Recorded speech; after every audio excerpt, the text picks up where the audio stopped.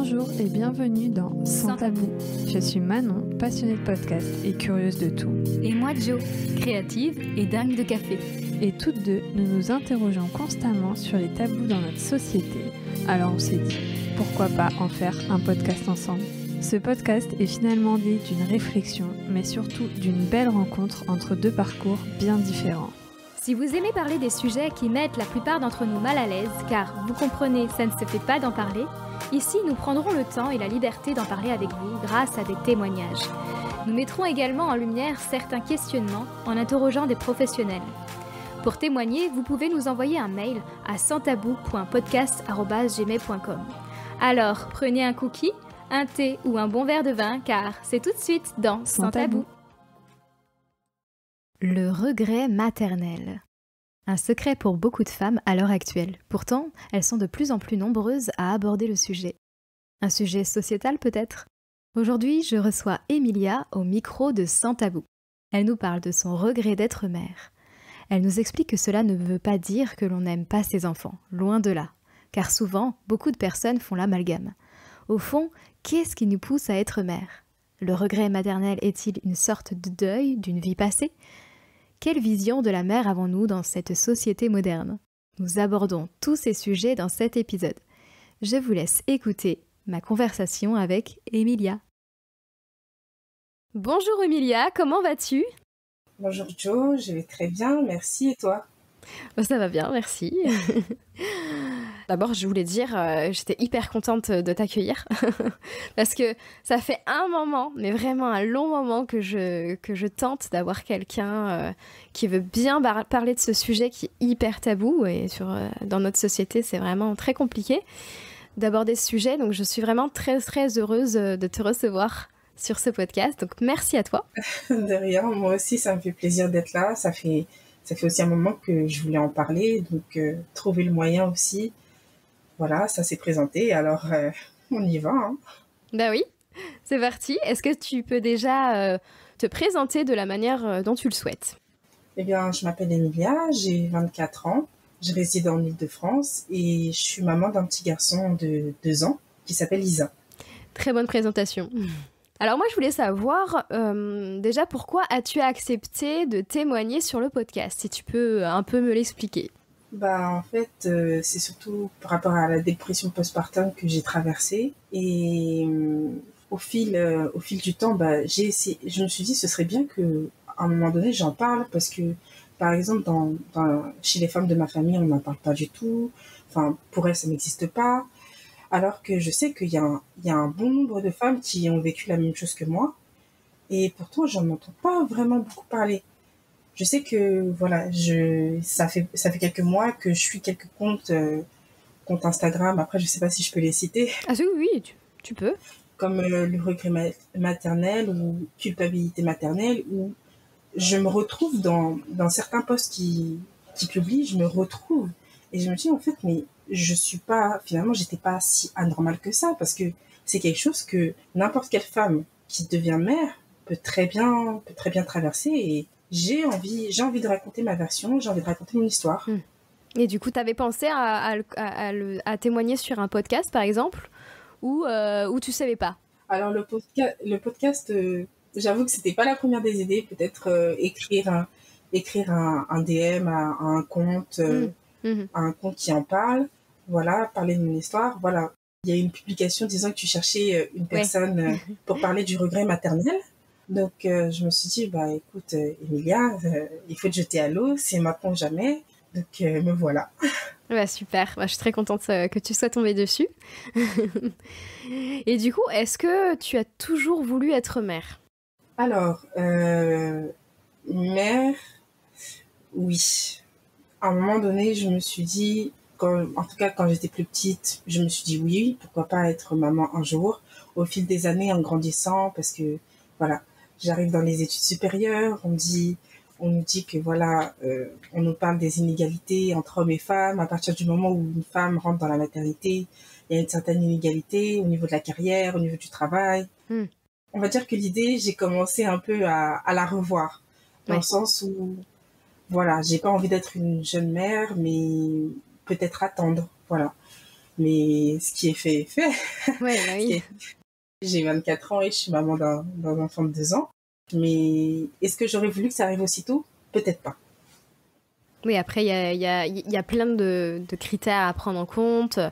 Voilà. Cet âge-là, à ce moment-là, précis dans ta vie, dans quelles conditions. Enfin voilà, il y a tellement de choses à prendre en compte que c'est un tout, quoi. Mais Voilà, c'est un tout. je comprends tout à fait. Et du coup, quelle vision avais-tu du rôle d'une maman dans une famille alors, quelle vision avant d'être mère? Et puis, pourquoi pas ta vision de maintenant? Je veux bien les deux visions, si tu peux me les donner. Alors, la vision de maintenant, c'est pour moi, je la voyais un peu comme ma mère, dans le sens où, quand j'étais petite, je la voyais comme ma mère, c'est-à-dire c'est une femme qui a eu 4 enfants, qui est très forte, qui arrive pratiquement à presque tout anticiper, que ce soit les problèmes, pour les solutions également. Mais une fois que moi, je suis devenue mère, ça a été une autre histoire. Là, j'ai compris que c'est un sacrifice, c'est quand même un sacrifice parce qu'on ne dit pas assez. C'est un sacrifice de soi-même. J'ai dû prendre sur moi beaucoup, beaucoup trop de fois. J'ai aussi fait le sacrifice de mon corps parce que on voit devant le miroir qu'on change. C'était un bouleversement et ça, c'est pas quelque chose que je savais. C'est pas quelque chose à laquelle on m'a préparé. Par exemple, je sais que ma mère, quand je suis tombée enceinte, elle m'a accompagnée, mais elle m'a pas parlé de tout ça. Elle m'a pas parlé de ses problèmes ou autres. Elle m'a juste dit, sois forte, tu vas voir, le temps va passer, mais c'était très compliqué. Ouais, on parle pas de ces changements, que ça soit physique et hormonaux d'ailleurs. Hein. Enfin, Voilà, et il n'y a pas que le changement que pour la femme, il y a aussi le changement, par exemple, c'était pour mon couple avec mon ex. Voilà, on est passé d'un joli petit couple à un couple de parents. Et ça aussi, c'est un bouleversement parce qu'il faut aussi faire la part des choses. Et j'ai compris qu'une fois qu'on entre dans la maternité, il faut faire beaucoup, beaucoup de compromis. Plus que quand on est en couple ou autre et quand on est célibataire ou autre. Donc c'était assez compliqué et nous, par exemple, avec mon ex, on a traversé le baby clash. Oui. Qu'est-ce que c'est? Le baby clash, c'est la période post-parentale où au moment où le bébé arrive et voilà, le couple a du mal à retrouver ses repères ou à trouver des nouveaux repères. Pour nous, ça a été la séparation. En fait, la vision que j'avais avant et la vision que j'ai maintenant, les deux visions sont très différentes. Ouais, c'est ce que je me suis dit. Honnêtement, c'est quelque chose, par exemple, j'aurais bien voulu en entendre parler quand je prenais des cours, la préparation prénatale. J'aurais voulu qu'on m'en parle parce que j'étais pas prête, tout simplement. Les cours de préparation à l'accouchement, c'est ça que tu... Voilà. Ouais, attends, on t'en a pas parlé? Non, pas du tout. D'accord. Enfin, t'étais suivie par une gynécologue ou une sage-femme ou un... J'étais suivie par une sage-femme. Ouais. J'avais aussi une gynécologue à côté. Et ils t'en ont pas parlé? Ils m'en ont pas parlé. C'est seulement quand je suis arrivée, par exemple, le rendez-vous du 10e jour, le pédiatre me regarde droit dans les yeux et me dit « Comment vous vous sentez ?» Et à ce moment-là, j'ai pas osé lui dire la vérité. J'ai compris sa question, mais j'ai pas osé lui dire la vérité parce que je me suis dit « Je veux pas être ingrate. Je veux dire que tout se passe bien et on verra par la suite. » Ok. Ouais, c'est quand même... C'est quand même hard qu'on t'ait pas donné ces infos hyper importantes. Quoi. Et est-ce que tu peux aussi me donner la vision du rôle du papa, d'un papa, en général? Ta vision à toi, bien sûr. Ma vision, moi, c'est quelqu'un, voilà, c'est un partenaire, pas seulement pour le couple, mais c'est un partenaire dans la vie je peux pas dire qui aide, mais qui participe, qui fait sa part. Ouais. Et ça, c'est quelque chose que, voilà, le papa de mon fils a mis du temps à comprendre tout ça, parce qu'il a fallu beaucoup de discussions entre lui et moi sur ce sujet-là pour qu'il comprenne que, voilà, il faut que, voilà, je peux pas tout faire toute seule, j'ai beaucoup trop de poids sur les épaules, je t'en parle, parce que, comme tu es son papa, tu dois participer aussi. C'est tout à fait normal. Ouais, c'est un peu le problème de plein de couples encore aujourd'hui, malheureusement. Du coup, cette fois-ci, je veux bien ta vision de la famille. En globalité, du coup, la famille. Pour toi, qu'est-ce que c'est? Ma vision de la famille, c'est par exemple la vision que j'ai, c'est-à-dire qu'on est un seul ou deux parents. En tout cas, moi, ce que je vois pour ma famille, c'est un modèle. C'est un modèle pour un enfant. C'est quelqu'un qui va le guider, qui va l'aider, qui va le soutenir. Maintenant, que soit papa, maman, tuteur, tutrice ou autre, tant que ce modèle peut accompagner l'enfant dans son parcours, bah, pour moi, c'est un parent. Peu importe les liens du sang ou autre. Ouais. C'est ça que je vois. Pour moi, c'est ça. Une très belle vision, je trouve.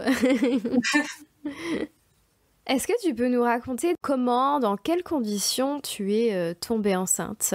Est-ce que tu peux un peu nous raconter comment ça s'est passé? Avec mon ex, on s'est rencontrés vers 2018, mi-2018. Tout va bien, c'est l'amour fou, voilà, c'est les débuts passionnés.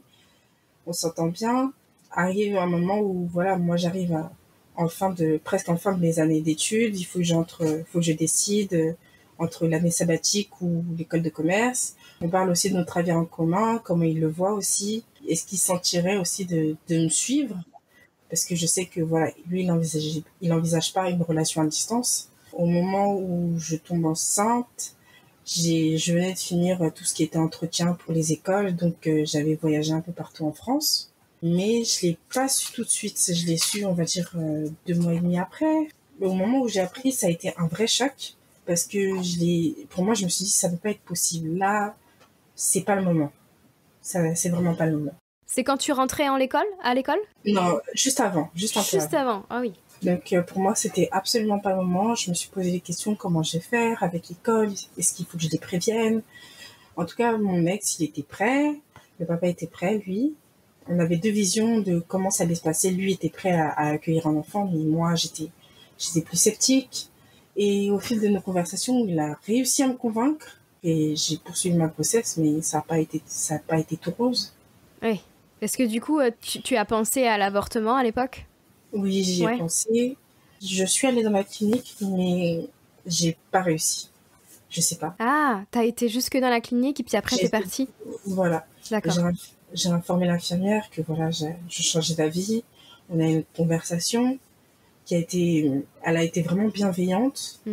Voilà, je suis retournée chez moi et il a fallu l'annoncer que j'étais enceinte, que finalement je n'allais pas à l'école de commerce, que voilà, j'allais travailler un peu, que je reprendrais mes études en tout cas plus tard. Parce que je me voyais pas en fait faire le même parcours à la fois en fait, simultanément. C'est assez compliqué. Après, de son côté, le papa m'a aussi soutenue, mais voilà, c'était pas tout rose parce que je comprenais que à ce moment-là, quand je prends cette décision de ne pas avorter, je change complètement de voie. Ouais. Parce que la voie typique que je me voyais faire, finalement, en fait, je me dis que je me dis à ce moment-là que je vais avoir un obstacle en plus. C'est ça surtout. Et une épreuve en plus. Donc, il faut que j'essaye de composer d'abord avec cet enfant qui va venir. Et puis après, je verrai comment je pourrais me débrouiller, me réorganiser et concilier la vie de maman qui travaille et qui étudie également. C'est ça surtout. Ouais, donc du coup, t'avais pas encore commencé l'école, donc t'as même pas du tout commencé l'école à ce moment-là, quoi. C'est ça? Voilà, c'est ça. Et qu'est-ce que t'as ressenti à ce moment-là? Est-ce que tu t'es sentie un peu frustrée ou pas du tout? Enfin, t'avais un mélange de sentiments, tu t'es sentie perdue, je sais pas. Comment tu te sentais? Alors déjà, je me suis sentie très triste par rapport à moi parce que c'est quelque chose pour lequel voilà, j'ai fait 2 années de classe préparatoire, j'ai travaillé d'arrache-pied, j'arrive et là, cette nouvelle tombe, je dois réorganiser toute ma vie, faut le dire. Ah oui. Je suis frustrée, je suis très en colère, mais je suis surtout en colère contre moi-même. Parce que j'avais mis tout en œuvre pour que ça n'arrive pas, parce que j'avais un contraceptif. Ah oui, d'accord. Ça m'est tombé dessus. Voilà. C'était quoi, excuse-moi, comme contraception? Un implant. Un implant, ok. Et j'ai été très frustrée, mais j'ai aussi été malheureuse parce que, pas malheureuse juste pour moi, mais aussi par exemple pour mes parents, parce que je suis leur première fille, je devais continuer mes études le plus loin possible, mon père m'encourageait, ma mère également. Comme je suis l'aînée, je devais, on va dire, montrer l'exemple. J'ai eu un sentiment de grande déception parce que je suis pas arrivée au bout. Mais après, voilà, je sais que ce sont des choses qui arrivent, mais moi, parfois, quand j'y repense, quand je repense à l'école de commerce, j'en entends parler, j'avoue que j'ai un pincement au cœur. Je me dis comment ça se serait passé si finalement j'avais décidé de faire le parcours de jeune maman et de jeune étudiante à la fois, à ce moment-là. Bon, c'est quelque chose, j'aime pas trop y penser parce que je sais que voilà, maintenant, les choses s'arrangent avec le temps, c'est vrai, mais c'est vrai que voilà, j'ai quand même un pincement au cœur en y pensant. Ouais. Ah, tu penses à ça, mais tu penses pas à si potentiellement tu avais pris la décision d'avorter. Comment ça se serait passé? Si, parfois j'y pense. Parfois j'y pense. Ça m'est arrivé d'y penser. Quand j'y pensais au début, je me disais que voilà, j'aurais suivi mon cursus normalement. Je serais au même niveau que mes camarades de promo à ce moment-là. En fait, j'aurais eu une vie à moi où je penserais vraiment à moi, à ce que j'aime, à ce que j'aime faire, à ce que j'ai envie de faire également. Mais une fois que mon fils était là et plus le temps passait, bah, je me disais, mais c'est vrai que si je l'avais fait, aujourd'hui, il me manquerait quelque chose. C'est ça que je me dis. Je peux pas dire que c'est quelque chose que, voilà, toutes les jeunes femmes vont penser à ça, c'est-à-dire, comment serait ma vie si j'avais avorté ou autre. Je sais que, voilà, certaines ont pris cette décision qui est quand même assez dure. Je les respecte pour ça, je le comprends tout à fait. Que voilà, on ne soit pas en mesure d'accueillir un enfant. Moi, personnellement, j'étais pas prête. Je me préparais au fil des jours. Aujourd'hui, j'en suis là. Ça a été un long parcours et j'en suis contente, mais je respecte aussi le choix de ces femmes qui choisissent aussi d'avoir leur vie à elles plutôt que cette vie de sacrifice qui les attend si elles décident d'avoir un enfant. Oui, mais de toute façon, c'est un choix très très dur à faire. Hein. C'est pas, on prend pas ça. Voilà. C'est clair que c'est un avortement, ça se fait pas comme ça. Ça, c'est sûr. Hein. C'est sûr. C'est très compliqué à prendre comme décision. Oui. Est-ce que tu peux nous dire comment s'est passé ton accouchement? Alors, mon accouchement, soit la grossesse au niveau de la santé s'est bien passé, mais mon accouchement, lui, a été difficile parce que on arrive en mi-mars 2020. C'est le moment où, voilà, il y a le premier confinement. Oui, c'est vrai. C'est la psychose. J'arrive 2 jours avant, je contracte le Covid. Ah, avant ton accouchement? Voilà. Ah oui, c'est pas de bol ça.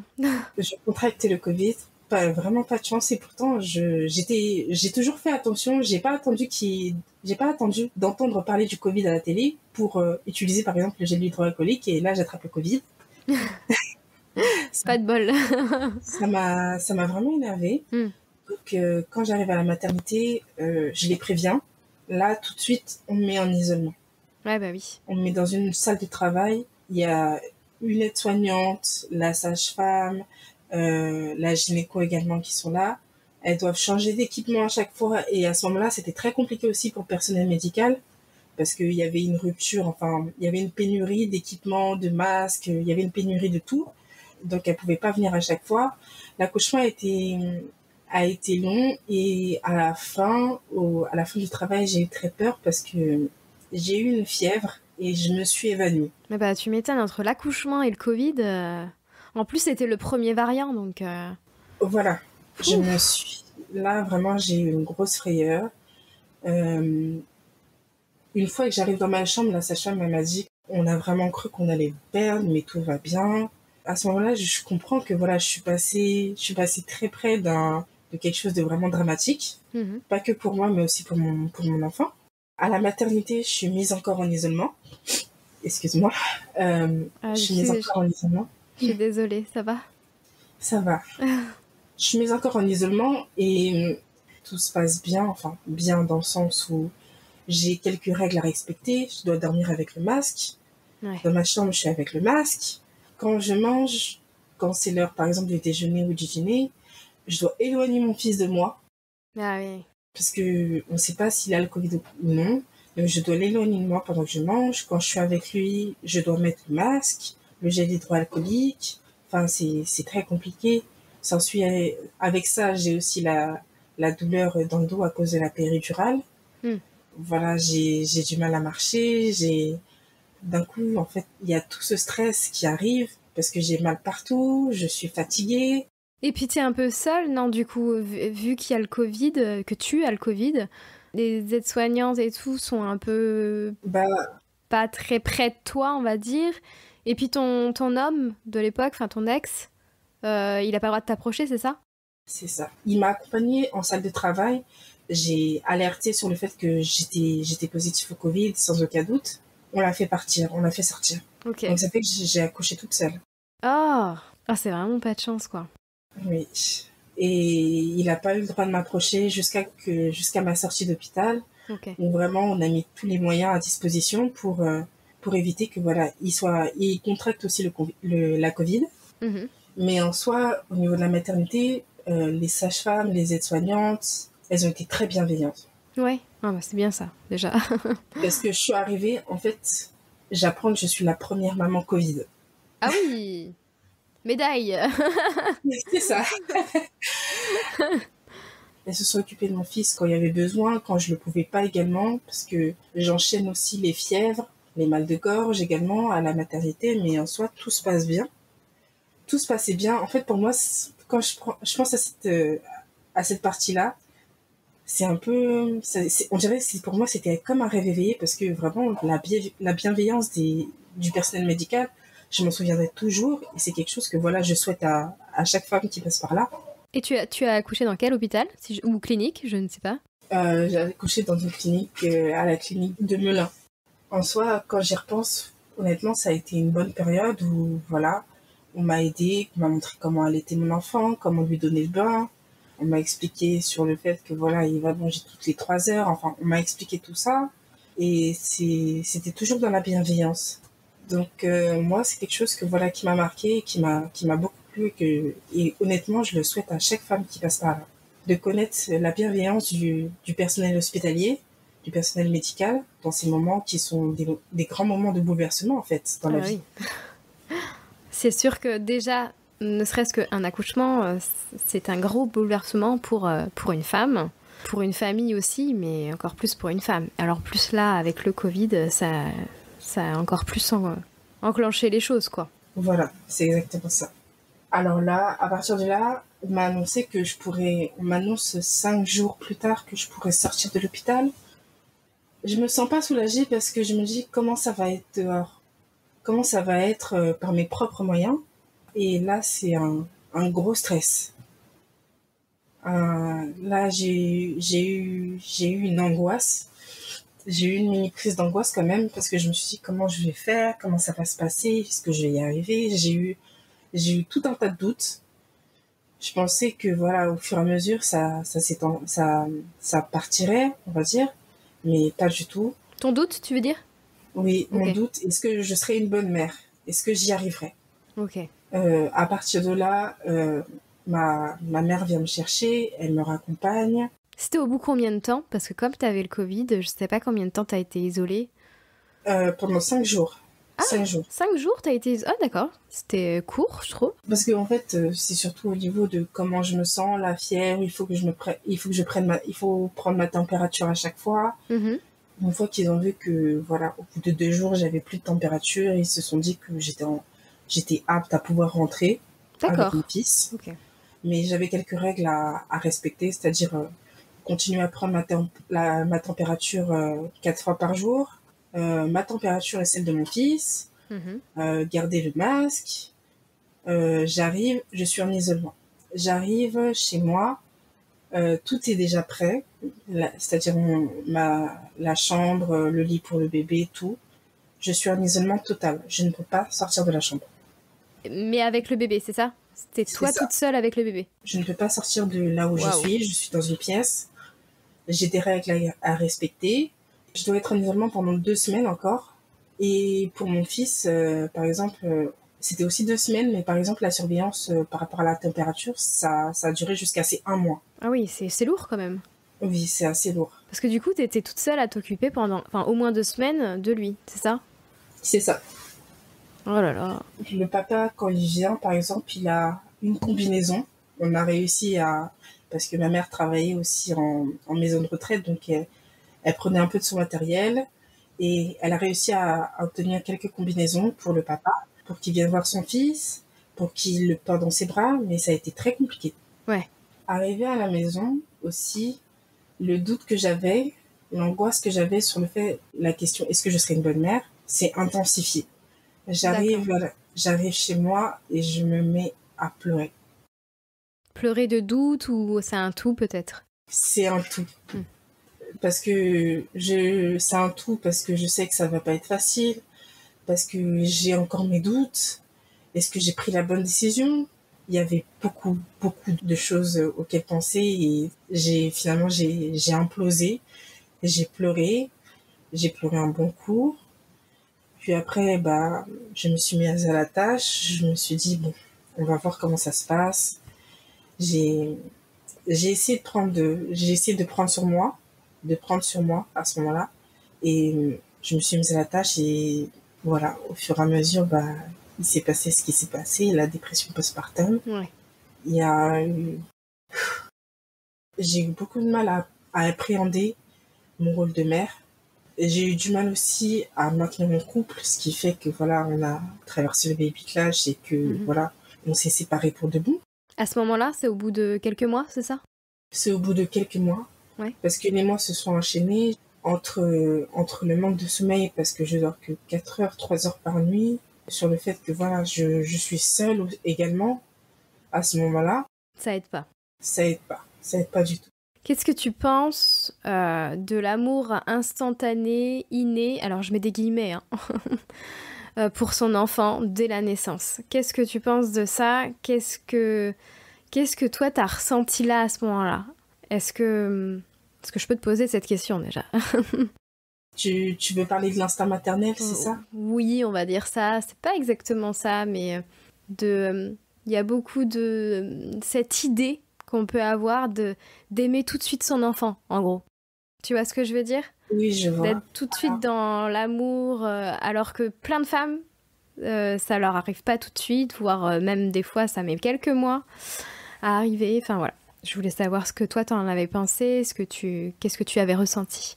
En soi, quand mon fils est arrivé, j'ai pas eu cet amour instantané. J'ai eu un instinct de protection parce que je me suis dit, je suis la plus grande. J'ai eu plus un instinct, qu'on va dire, presque de grande sœur, de protection, parce que je me suis dit, je suis ici, c'est là, à ce moment-là, c'est moi l'adulte. Je me retrouve en face d'une petite chose qui vient à peine de naître, qui est sans défense. J'ai cet instinct de protection, mais j'ai pas ce coup de foudre maternel, cet amour inné pour mon enfant. Et ça, je vais le comprendre au fur et à mesure parce que je m'occupe de mon fils.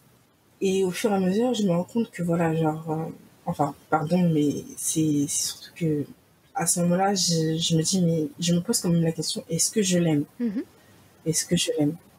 Et quand la réponse m'est apparue vraiment, j'ai compris ma réponse. J'ai quand même pleuré parce que je me suis dit qu'il méritait quand même une mère qui l'aime de tout son cœur. Et je me suis sentie coupable à ce moment-là de pas ressentir cet amour instantané. Je sais qu'aujourd'hui, voilà, j'étais en pleine dépression postpartum. Je peux pas tout remettre sur la dépression, mais c'est quelque chose que voilà, qui fait que ça ralentit, on va dire, ça ralentit le processus, qui fait que voilà, j'ai envie d'apprendre à connaître mon enfant. J'ai envie de voir ses réactions, j'ai envie de jouer avec lui le plus souvent possible. T'as envie de le découvrir, de le connaître avant voilà. Pour lier un peu voilà. tout ça, quoi. En fait, avant que je mette des mots dessus, je faisais tout ça, on va dire, par obligation. Oui. Par le fait que voilà, je dois le protéger, mais l'amour en soi n'y était pas. C'est au fur et à mesure, on va dire à peu près vers 3-4 mois, 3 mois et demi peut-être, que vraiment je commence à consulter, je mets des mots sur ce que je ressens. Là, d'un coup, on me dit le terme dépression postpartum, c'est ce que vous êtes en train de traverser. Là, je comprends que voilà, les conditions en soi n'étaient pas forcément réunies pour que j'apprenne à aimer mon enfant affectueusement dès le départ. Ah oui, c'est sûr. Hein. Et je te rassure, et je rassure les auditeurs, auditrices, beaucoup de femmes n'aiment pas son enfant, n'aiment pas, le dire comme ça c'est bizarre, mais n'a pas cet amour inné dès le début comme ça arrive au bout de quelques mois.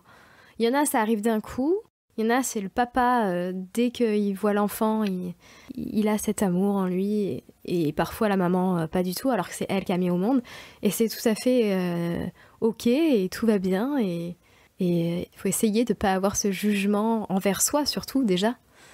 Et c'est génial que tu puisses le dire, que tu puisses montrer que...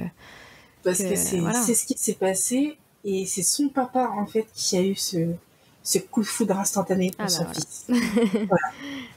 Donc, là, on a une différence au niveau du comportement. Lui qui vient dans les rares moments où il est très affectueux, qui qui veut passer le plus de temps avec son fils. Moi qui suis là, qui m'en occupe continuellement, je le fais par obligation, mais pas par amour. Ouais. Et c'est ça aussi qui m'a fait du mal. Je me suis dit, pourquoi lui y arrive et pas moi? Là, il y a beaucoup de questions qui se bousculent dans ta tête. Et c'est normal. En plus, le postpartum, c'est beaucoup de ça aussi. Hein. Beaucoup de remises en question. C'est très compliqué. Il faut être aidé à ce moment-là. Hein. Bah, en fait, je me suis pas fait aider dès le départ, mais c'est arrivé à un certain point où j'ai complètement implosé. J'avais une amie qui m'a conseillé d'aller consulter. Ça a été une décision difficile à prendre parce que je me suis dit, voilà, la seule fois où vraiment j'ai vu un professionnel, un psychologue, c'est pendant mes années de prépa où j'avais quand même des crises d'angoisse. Est-ce que je vais y arriver? Parce que la charge de travail était dure. Et là, je vais retourner voir un psychologue, mais pour une raison différente, pour une raison que je ne comprends pas. Je comprends pas ce qui m'arrive. Quand je vais la voir, je lui dis, je devrais être dans une période où je devrais en profiter, où je devrais être heureuse, mais j'y arrive pas. Je n'y arrive pas du tout. J'arrive pas à saisir ce bonheur, j'arrive même pas à voir ce bonheur, en fait, qui est sous mes yeux. J'arrive pas à le créer. Je me demande si j'y arriverai. Au fil des séances, au bout de 2-3 séances, elle me dit le mot dépression postpartum. Et là, je me pose mille et une questions. Donc, vous êtes en train de me dire que le fait que je n'arrive pas à aimer mon enfant, c'est parce que là, je suis en train de traverser une dépression postpartum. Elle me fait oui. Mais elle me rassure sur le fait que voilà, c'est pas quelque chose d'anormal, c'est quelque chose qui arrive à toutes les femmes, à n'importe quelle femme qui a la possibilité d'être maman, qui devient mère. Et là, d'un coup, je comprends que je suis pas normale, je suis pas atypique. C'est quelque chose qui peut arriver à n'importe quelle femme. Et là, j'ai quand même été rassurée. Tu te déculpabilises aussi, peut-être? C'est à ce moment-là que je commence à déculpabiliser. On va dire que c'est aussi un poids sur mon cœur qui s'est enlevé. À partir de là, tout s'est enclenché. Je commence à consulter, je commence à en parler, je commence à parler de mes émotions, de comment je me sens. Elle m'avait conseillé aussi d'avoir un journal des émotions, de comment je me sens chaque jour, de le tenir. Au départ, je me disais, c'est un exercice un peu bizarre, mais finalement, ça m'a fait du bien. Ça m'a fait du bien d'écrire ce que je ressentais et de pas tout garder pour moi, de ne plus prendre sur moi, en fait. Mais c'est important. Hein. C'est très important. Ça a été... Là, j'ai compris, en fait, à ce moment-là, que je peux pas porter tout ce poids toute seule. Il faut que je l'écrive, il faut que je le dise. Je peux pas tout garder pour moi. En soi, ça a été libérateur pour moi. C'est au fil du temps, on arrive à 5-6 mois où je commence à aller mieux. Parce que aussi, il faut que je trouve un travail, ce qui n'a pas été chose facile. Il faut que je trouve un moyen de garderie pour l'enfant.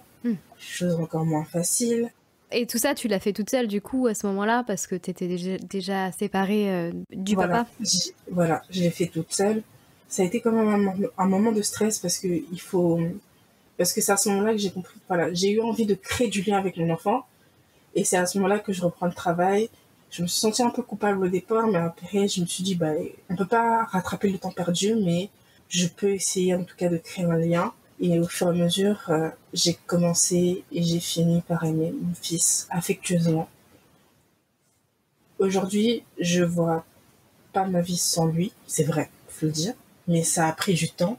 Et quand j'y repense, est-ce que je me dis si j'avais pas traversé tout ça, est-ce que tout serait différent? Oui, bien sûr. Mais je suis contente de me dire que j'ai traversé ça pour apprendre à ne plus prendre que sur moi, à tout garder sur moi, à dire ce que j'ai sur le cœur, à ne pas me sentir égoïste en fait. C'est surtout ça.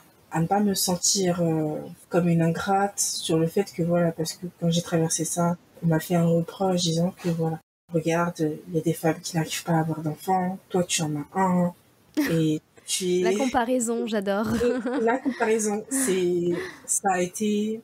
Honnêtement, ça m'avait quand même brisé. Ça m'avait quand même brisé toutes ces comparaisons. Bah oui, parce que les personnes qui peuvent avoir facilement des enfants doivent en faire pour ceux qui ne peuvent pas en faire. C'est logique. Oui, voilà. Ce genre de comparaison, aujourd'hui, quand j'en entends, pas que pour moi, mais aussi pour d'autres proches, pour d'autres mamans, je m'énerve. Parce que c'est quelque chose qu'il ne faut absolument pas dire. c'est quelque chose qui peut briser une personne. Moi, ça m'a brisé. Ça te fait culpabiliser surtout. Ça te fait culpabiliser. Et chaque femme, chaque maman a ses émotions propres, a son lien avec son enfant, enfin, a un lien différent, un lien personnel et unique avec son enfant, qui soit instantané ou qui se crée au fil du temps. Ce genre de comparaison, moi, c'est quelque chose aujourd'hui qui m'énerve. C'est logique.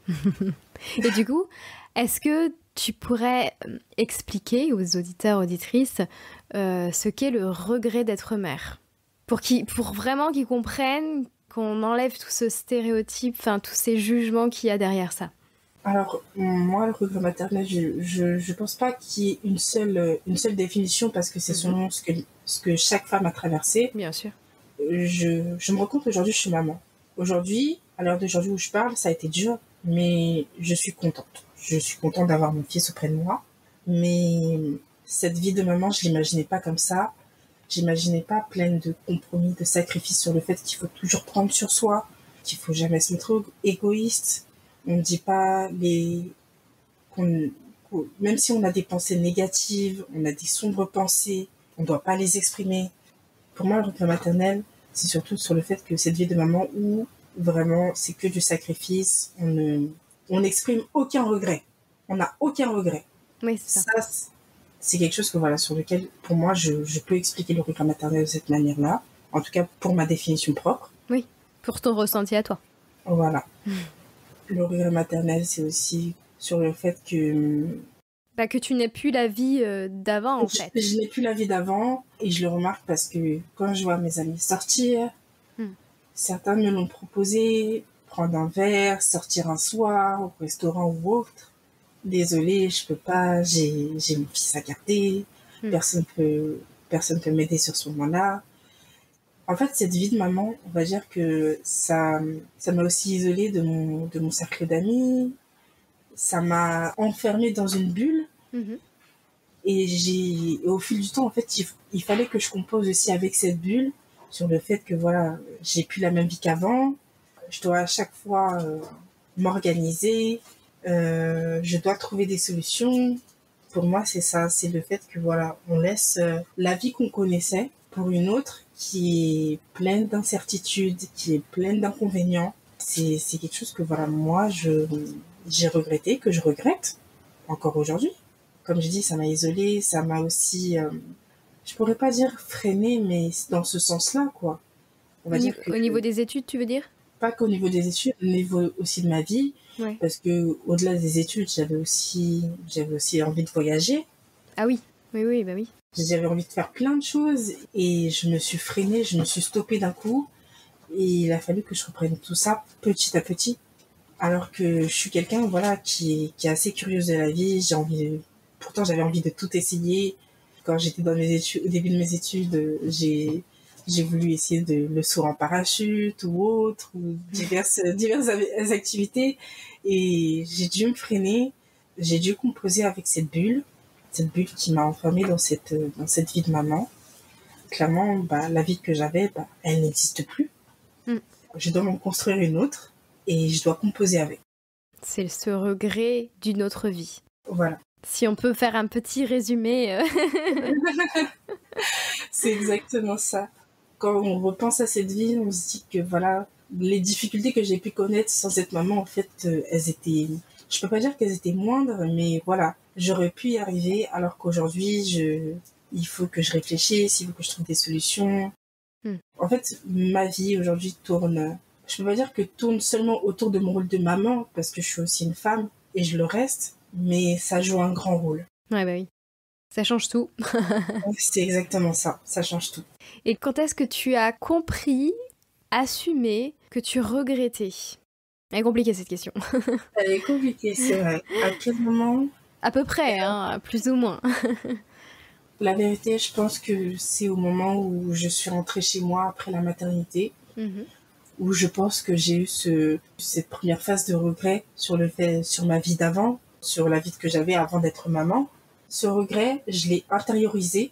Oui. Et c'est seulement quand j'ai compris ce que j'étais en train de traverser, ce que je traverse avec la dépression postpartum, que ce regret, finalement, j'ai fini par l'exprimer. sur le fait que je ne voyais pas la vie de maman comme ça, de cette façon-là. C'est vrai que je regrette ma vie d'avant. Je regrette aussi ce rôle de mère, cette place de mère qui fait que voilà, certaines choses ne pouvaient pas être extériorisées, exprimées. Je pouvais plus me permettre d'être égoïste, voilà, de penser à moi, je dois tout le temps penser aux autres, surtout à mon fils. Voilà, c'était surtout ça. Et tu l'as exprimé à qui, du coup, en premier? Je l'ai exprimé à mon amie à mon amie, ma meilleure amie qui m'avait conseillé d'aller consulter. Quand j'en ai parlé, elle m'a dit, honnêtement, je me sens mal pour toi parce que malgré tout le soutien que je t'apporte, je vois que tu es toujours mal, que tu es malheureuse, que tu es déprimée. À ce moment-là, elle m'a fortement conseillé d'aller consulter. En fait, elle n'avait pas les mots parce que elle n'est pas maman comme moi et elle n'avait pas les mots pour exprimer. En fait, elle m'a dit quand même qu'elle s'était sentie coupable parce qu'elle a essayé de m'accompagner tout le long, pendant ma grossesse, même après, même aujourd'hui. Il y a quelques jours, quand on en a reparlé, elle m'a dit en soi qu'elle était contente de m'avoir accompagnée, mais qu'elle regrettait parce que elle se disait que peut-être elle avait manqué de soutien envers moi, alors que aujourd'hui, je lui ai dit que voilà, t'as pas du tout manqué de soutien, c'est juste moi qui n'arrivais pas à exprimer ce que je ressentais vraiment. J'ai pas mis les mots adéquats, j'ai exprimé une profonde tristesse, une profonde déprime, sans vraiment mettre les mots adéquats dessus. Aujourd'hui, en soi, tout va bien, mais voilà, c'est quelque chose dont on parle, dont on a parlé. Et moi, je suis plutôt contente parce que malgré toutes les épreuves que j'ai traversées, j'ai quand même été entourée. J'ai quand même été entourée de cette personne et quand j'y repense, je me dis que voilà, j'aurais pas pu arriver à atteindre ce niveau, on va dire ce niveau d'équilibre entre guillemets, même si c'est pas toujours simple, sans cette personne. C'est une belle déclaration. Est-ce que tu as eu des jugements de la part des autres et Alors, t'as eu des jugements? Ouais. oui, il y a eu des jugements. Par rapport au regret d'être mère, hein, bien sûr, je parle. Oui, il y a eu des jugements, notamment de la part de mon ex. Je me souviens que j'avais essayé de lui en faire part et qu'il m'a clairement dit que j'étais pas normale, que j'étais bizarre. Et ces mots durs dans le sens où il m'a dit clairement, c'est presque criminel ce que tu fais là. Comment ça tu regrettes cette vie de maman, comment ça? Ça veut dire que tu regrettes d'avoir eu ton fils alors que c'est pas du tout ça, c'est juste que ma vie a changé du tout au tout. Lui est devenu papa, mais les répercussions sur ma vie et sur la sienne ne sont pas les mêmes. Et oui.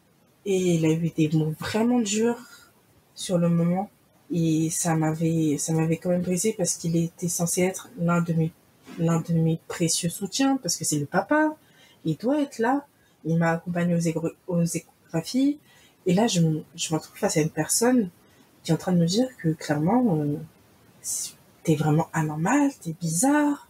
Pourquoi tu n'aimes pas ton enfant? Tu sais combien de femmes, combien de femmes feraient pour avoir un enfant? Mais je suis pas en train de te parler de ces femmes-là, je suis en train de te parler de moi. Et à partir de là, avec le baby clash et ces paroles, notre couple s'est terminé. Mais ça a vraiment été dur avec ces mots-là. Mais ils étaient pas tendres. C'était vraiment pas tendre. Et il y avait aussi ma mère. Ça, je pense que ça m'a fait plus de mal que mon ex. Ah oui, c'est ta maman, c'est normal. Parce que ma maman, elle m'a accompagnée même dans les moments où vraiment c'était très sombre pour moi pendant la grossesse, après l'accouchement. Et s'en est suivi un jour où j'étais très fatiguée pendant une nuit.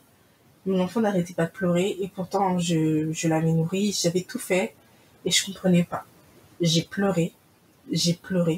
Elle est arrivée, elle est venue me voir, elle m'a dit pourquoi tu pleures? J'arrivais pas à lui dire. Je lui ai dit je suis fatiguée. Mais avec cette fatigue, il y avait beaucoup d'autres choses sur le fait que voilà, sur ce regret maternel, voilà, sur les choses qui m'arrivent, sur le fait que voilà, je traverse beaucoup de choses, beaucoup d'idées me passent par la tête, j'ai beaucoup de doutes et j'arrive pas à lui dire. Et elle m'a dit quelque chose qui m'a fait très mal. Elle m'a dit si tu veux partir, pars, mais tu laisses l'enfant ici. Moi, j'arriverai à l'aimer. Avec ces mots, c'est comme si elle me faisait comprendre que qu'elle avait compris que j'y arrivais pas, que j'étais pas à la hauteur, mais que elle y arriverait. Elle y arriverait mieux que moi. Oui. Elle y arriverait parce que, voilà, elle peut donner de l'amour, elle a aucun souci avec ça. Alors que moi, parce que ce n'était pas instantané, parce que j'étais fatiguée, parce que j'avais beaucoup de doutes, j'étais incapable d'aimer. Alors que c'était faux. Pour moi, c'était juste une question de temps. C'était aussi une question d'expression des sentiments, de comment je me sentais. Et cette phrase, quand j'y repense, bah, ça me fait pleurer comme là. Bah oui, mais c'est très dur. Tu en as reparlé avec ta maman, du coup, de ça? J'en ai reparlé. Mm-hmm. Je lui dis clairement, ce que tu m'as dit ce jour-là, ça m'a fait très mal. Ça m'a fait très mal. J'avais une image de ma maman, voilà, qui est stricte, mais bienveillante. Et quand elle m'a balancé cette phrase en pleine figure, parce que c'est comme si pour moi j'avais pris une gifle, je lui dis clairement, je t'ai vu sous un nouveau visage et ça m'a brisé le cœur. Ça m'a vraiment fait mal. Parce que je considère que j'étais encore très jeune, enfin j'étais jeune à ce moment-là, au moment où je suis devenue mère. Elle était là, elle essayait de m'aider, mais à partir du moment où j'ai pas réussi à lui dire que, j'ai seulement pu lui dire que j'étais fatiguée, mais j'ai pas réussi à lui dire plus, sur le fait que j'avais mes doutes, sur le fait que je n'y arrivais pas. Elle a eu cette expression qui aujourd'hui, je peux pas dire me hante, mais voilà, quand j'y repense, ça me met un énorme pincement au cœur. On en a reparlé. À partir de là, elle a compris que voilà, elle avait mal agi. Elle avait dit quelque chose que voilà, elle ne pensait pas. Elle me l'a dit. Elle s'est excusée. Ouais, elle a regretté ses paroles. Elle a regretté ses paroles. Elle s'est vraiment excusée. Et à partir de là, on va dire que ma maman s'est ouverte à moi sur le fait que voilà, même elle, quand elle est devenue maman même pour la 3e, 4e fois, la 2e fois, même avec moi, ça a été dur. Qu'elle n'a jamais rien dit parce que ça se faisait pas dans notre famille, ça se faisait pas avec les femmes de notre communauté. Elle s'est ouverte petit à petit à moi et j'ai compris que voilà, même ma maman avait traversé cette phase de doute, avait eu ce regret maternel également. Oui, c'est vrai que voilà, il y a des aspects de la vie de maman que voilà, elle n'aimait pas, mais elle a dû prendre sur elle pour nous élever, nous éduquer. Et à ce moment-là, quand elle s'ouvre à moi, j'ai ce sentiment de colère que j'avais contre elle s'est transformé, on va dire, en sympathie sur le fait que, voilà, là je comprends les paroles de ma psychologue qui me dit que cette phase que vous traversez, beaucoup de femmes l'ont traversée. Je comprends que la femme qui m'a élevée l'a également traversée, Oui. mais n'a jamais rien dit. Parce que c'est tabou. Parce que c'est clairement tabou. Là, le poids que j'avais sur mon cœur s'allège encore un peu plus. Je commence à petit me débloquer, je commence à déculpabiliser et je me dis que finalement ce bonheur, ce lien avec mon enfant, ce bonheur, finalement je peux le saisir, je peux le créer. Honnêtement, ça m'a fait un bien fou. Aujourd'hui, je pense que si j'avais pas eu l'explication avec ma mère sur le fait que voilà, sur sa phrase assassine, si on n'avait pas discuté à ce moment-là, je pense que je serais pas là où j'en suis aujourd'hui. Ouais, ça t'a fait changer, quoi. Ça t'a fait réfléchir, Voilà. rebondir. Comment tu le vis aujourd'hui, tout ça? Comment tu te sens-tu aujourd'hui? Aujourd'hui, ce que je peux dire, c'est que je me sens bien. Quand je repense à cette phase, à tout ce que j'ai traversé et ce que je traverse aujourd'hui, je me dis que c'était sûrement nécessaire aussi pour me faire grandir, pour me faire évoluer, pour comprendre certaines choses que j'arrivais pas à comprendre, mais aussi pour changer, parce que avant même la grossesse, avant même de me mettre en couple ou autre, j'étais une personne qui gardait tout pour elle. J'avais une confidente, mais voilà, est-ce que je peux lui dire ça sans être forcément jugée systématiquement? Ce qui n'était vraiment pas le cas, mais j'avais toujours cette appréhension sur le fait, est-ce que je vais être jugée? Qu'est-ce qu'elle va me dire? Voilà, je me sentais coupable à chaque fois et j'intériorisais tout. J'ai appris à exprimer ce que je ressens, à dire si je me sens bien, si quelque chose ne va pas, sans forcément me sentir coupable, me sentir égoïste, me sentir superficielle vis-à-vis des autres, parce que je sais que ce que je ressens, mes émotions, sont tout aussi importantes que celles des autres. C'est bien. Peu importe qu'ils soient parents, peu importe l'âge en soi, mes émotions, mes sentiments ont aussi leur place. Oui, que être mère ne t'efface pas toi en tant que femme, quoi. Voilà. J'ai l'impression, c'est ce que j'entends à travers ton discours. ça ne m'efface pas. Je reste une femme, je reste humaine. J'ai décidé de reprendre. Je peux pas dire que je vais reprendre ma vie là où elle s'est arrêtée, mais j'ai décidé de prendre un nouveau départ. J'arrive à mieux concilier ma vie et j'en suis heureuse parce que je me découvre des facettes que j'avais pas forcément. Aujourd'hui, je pense que je suis contente d'avoir pu mettre des mots sur ce que je ressentais et ce que je ressens aujourd'hui. C'est le conseil que je pourrais donner, c'est vraiment, si vous avez quelque chose sur le cœur, dites-le. Dites-le. Et du coup, en parlant de conseils, quel message, quel conseil souhaiterais-tu passer à tous ceux ou celles qui ne comprennent pas ce regret? Déjà, quand une mère ou même un père, parce que c'est vrai que c'est pas quelque chose voilà, qui arrive seulement aux femmes, je sais que ça arrive à des hommes, même si dans la majorité des cas, c'est les femmes. Quand une personne vous fait part de son regret, et notamment une jeune mère vous fait part de son regret, écoutez-la jusqu'au bout. Parce que cette jeune mère va se confier à une personne, peut-être elle ne comprendra pas, parce qu'elle ne l'aura pas écoutée, ou parce qu'elle ne sera pas à sa place. Moi, j'ai envie de vous dire, écoutez-la. Soutenez-la. Parce que ça peut tout changer. Entre le fait que, voilà, j'ai écouté, mais je me suis pas mise à sa place. J'essaie de la rassurer, mais voilà, quelques jours plus tard, cette jeune mère va revenir vers moi en exprimant le même regret, avec les mêmes doutes. Ou alors, j'écoute, je me mets à sa place, je la soutiens émotionnellement. Je sais que le soutien émotionnel, le soutien affectif, c'est très compliqué. Mais pourtant, il y a des choses à mettre en place. Et surtout, quand on écoute, aucun jugement. Aucun jugement. Parce que vous savez pas comment la personne en face de vous peut réagir. Moi, par exemple, c'est vrai que voilà, quand j'ai eu tous ces jugements, je me suis braquée. Je me suis braquée. Ce qui est logique. Voilà. Et surtout, ce que je peux conseiller, c'est surtout que dans ce genre de moment, quand on traverse, par exemple, voilà, comme j'ai traversé une dépression postpartum, si le soutien émotionnel d'une ou de plusieurs personnes ne suffit pas, si vous n'arrivez pas à exprimer vos mots, je conseille vraiment d'aller consulter, d'aller en parler à un professionnel, parce que c'est très important. Parce que je le dis parce que c'est très important, ça a été important pour moi et ça a été libérateur, mais aussi parce que je suis dans une communauté, je suis issue de la communauté africaine. C'est une communauté où, quand on entend parler d'un psychologue, on va vous prendre pour une folle ou un fou. Ça ne se fait pas. Pourtant, j'y suis allée, j'y vais encore. Je ne pense pas. Je sais que j'aurais jamais atteint on va dire, ce niveau émotionnel, sur le fait de déculpabiliser ce niveau de bien-être. Aujourd'hui, je retrouve un niveau de bien-être qui me satisfait. J'aurais jamais pu y arriver sans en parler à un professionnel. Et surtout, il ne faut pas penser que vous êtes seul, que vous êtes anormal. C'est complètement faux. C'est faux. C'est bien, tu assumes bien là. Oui, c'est vraiment faux. Parce que vous savez pas s'il y a une tante ou une sœur ou même une amie qui a vécu la même chose, qui n'a pas réussi à exprimer ce qu'elle ressentait. C'est complètement faux. Il y a beaucoup de femmes qui le traversent. Toutes n'ont pas peut-être franchi cette étape d'aller consulter, d'aller en parler, d'exprimer tout ça, mais c'est ce que je conseille. C'est ce que je conseille fortement. J'ai pratiquement fini toutes mes questions. Il m'en reste une seule, mais qui est un peu à part. Donc avant ça, est-ce que tu souhaitais rajouter quelque chose, une question par exemple que j'aurais omis de poser Tu penses à quelque chose que tu voulais dire en particulier, que j'ai pas pensé à dire? J'avais pensé à quelque chose, c'est vrai. Oui, dis-moi. En fait, en parlant du regret maternel, faut aussi parler de... Parce que là, j'ai parlé de ma vie de maman, mais j'ai pas parlé de ma vie de jeune femme en couple, par exemple, qui attend un enfant avec quelqu'un.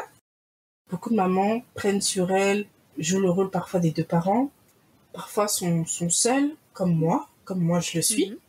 En soi, si on a besoin d'aide, si on a besoin d'aide à un moment ou un autre, il faut le demander. C'est surtout ça. Par exemple, aujourd'hui, moi, j'ai ma famille. J'ai aussi mon ex qui a décidé de revenir pour participer dans son rôle de père, activement. Je sais que c'est pas le cas de toutes les femmes. Je sais cette solitude, le fait de jouer à un moment donné dans la vie de son enfant le rôle de père et de mère. En soi, je dirais plus faire participer. En fait, je peux pas dire faire participer, mais par exemple, au mieux le papa, s'il est présent, au mieux quelqu'un d'autre, que ce soit le grand-père, la grand-mère, une tante ou autre, même une amie. Voilà, ne pas rester seul. faire participer cette personne pour qu'elle vous aide. Ne gardez pas tout pour vous. C'est surtout ça. Je sais que c'est pas toujours évident. Mais si on en a la possibilité, on a le droit aussi de dire j'ai besoin de temps pour moi, j'ai besoin d'aide. C'est tout simple. Voilà, très bien. C'est ce que je pourrais dire. Merci beaucoup. Merci à toi. Et dernière petite question, mais qui n'est pas exactement en rapport avec le sujet, mais quel est ton sujet tabou à toi? Si tu en as. En fait, il y a plusieurs sujets sur lesquels c'est encore un peu tabou. C'est par exemple le sujet de la charge mentale. Oui. Pour moi, c'est quelque chose pour lequel on en entend parler petit à petit, on entend le terme, mais tout le monde ne le comprend pas.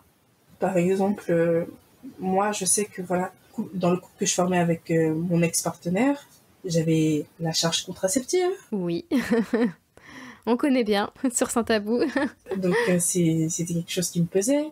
Il y a aussi eu je peux pas dire violence gynécologique, mais on s'en rapproche parce que j'ai été malmenée, j'ai quand même été maltraitée après ma vie de maman, par exemple, par une gynécologue que j'avais consultée. Et ça, c'est quelque chose qui a été... Je trouvais ça tabou d'en parler, malmenée en fait. Par rapport aux consultations physiquement? Physiquement. Ah bah c'est des violences gynécologiques. Oui. C'est le terme, oui, c'est ça. C'est ça.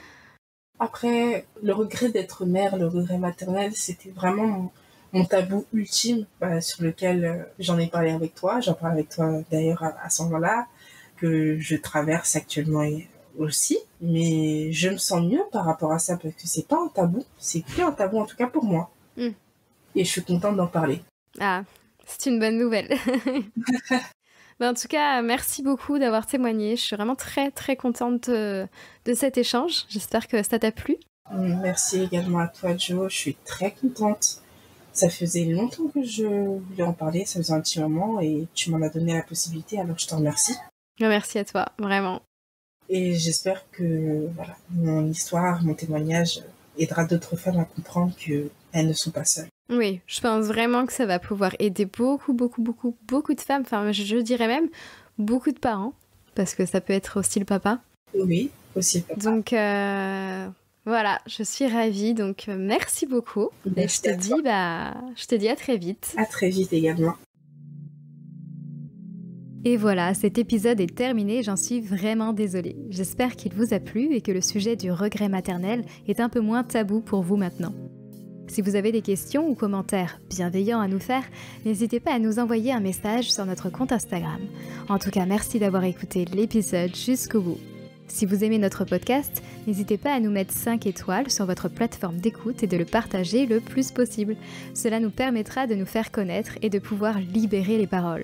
Retrouvez-nous sur notre site internet positivestudio.com, sur Instagram @positivestudio toujours sans e.podcasting, ou bien par mail à santabou, le chiffre 100.podcast@gmail.com si vous souhaitez témoigner ou tout simplement papoter avec Manon et moi. Je vous dis à très vite et surtout soyez sans tabou.